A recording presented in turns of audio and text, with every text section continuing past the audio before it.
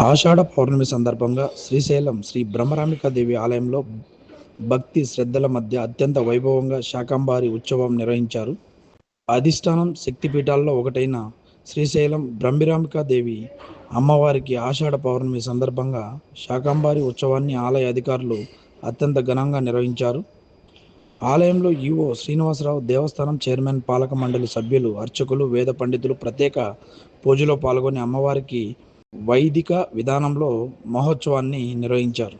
శాకంబారి అలంకరణలో భాగంగా శ్రీ బ్రహ్మరాంబికాదేవి మూలమూర్తిని సుమారు 3,000 కిలోల వివిధ రకాల కూరగాయలు, 100 గుమ్మడికాయలు, 2,000 నిమ్మకాయలు, అనేక రకాల ఆకుకూరలు, పండ్లతో అత్యంత సుందరంగా అలంకరించారు. అంతేకాకుండా ఆలయం ప్రాంగణం అంతా వేల కిలోల కూరగాయలు, ఆకుకూరలు, పండ్లతో శోభనీయంగా తీర్చిదిద్దారు. ప్రత్యేక పూజలు, వేద మంత్రోచ్చరణల మధ్య కర్పూర హారతులు సమర్పించి భక్తులు దివ్యానుభూతిని కలిగించారు.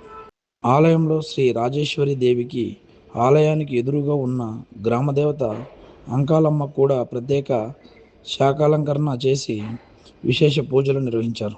పురాణాల ప్రకారం శాకంబారి దేవిని కూరగాయలు, ఆకుకూరలతో తీర్చిదిద్దడం వల్ల సకాలంలో వర్షాలు కురిసి పంటల సమృద్ధిగా పండుతాయని భక్తుల విశ్వాసం.